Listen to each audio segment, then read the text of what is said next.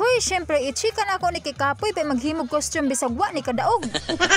So for today's video, magbuhat ko costume para sa akong Junakis. So ang costume kay gamitan naman dayon para ugma sa search for NutriKid 2025. Ug sugdan ta sa pagtahi-tahi kuno hay aning iyang costume. Ug nagpatabang pod kog kuha aning kawayan aron himuon nga props sa iyang likod. Ug nakapalit na pod kog mga gulay ug ganing mga colored paper nga gamiton para sa iyang costume. Ug giapil na pod na ako tong mga gamit nga basig pwede ra maapil sa props. Ug syempre gisugdan na natog tahi-tahi aning mga picture diri sa iyang bado aron mapikit gyud pag-ayo. Kay syempre di man ni sila mamikit og gamiton nimo glue, stick glue shoes. Hoy.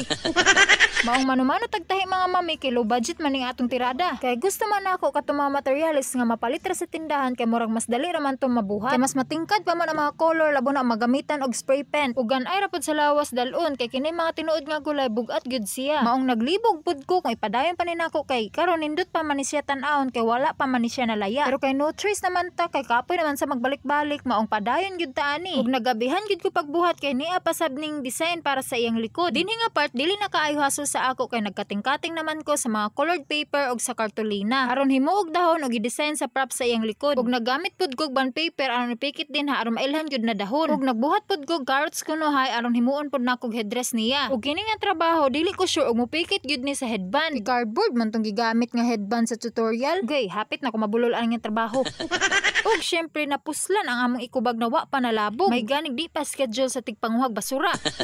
Mao bitaw mga katsikadora og naatay mga gamit nga pwede pa mapuslan pipuson sa nato. Pero abda na pud og siyam-siyam na wa pa na mapusli pwede ra pud na ilabog mapalit ra pud ka utro. Kay mga dato bitaw mo, goy.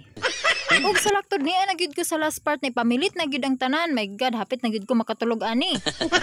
Agoy buntag na mga katsikadora ug mauna ni ang result. Agoy kay nag-aringit man ning akong Junakis kay naglibog man siya kung nganong kiniraw akong gipasukbot sa iya. Sus no problema gyud siya sa iyang gisukbot ug nakahuna-una ra ba ni na dili na lang daw siya mo intra. Kay maulawon man lagi ni siya na bata og dili pud din siya anad mga ingani. Ug nakita gyud na ako nagikulbaan gyud ni siya. Sus sa kadaghan sa iyang problema. Agoy kay mas nagproblema man ko sa mga picture na nangalaya na. May palagi nagsulob na lagmig sa ako. Goy. Pero wa na gyud ni atrasay maong wa gyud siya nahimo. Maong panik na lang gyud siya sa stage ug nalipay na lang ko na ma-experience pud ni niya.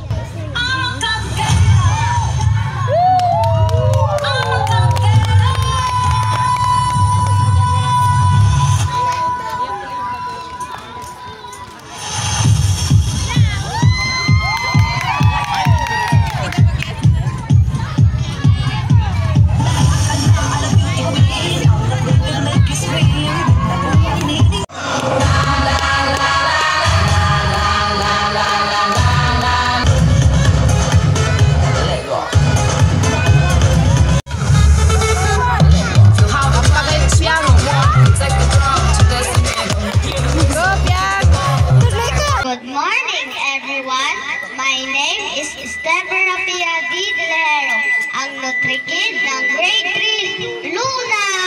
Smile!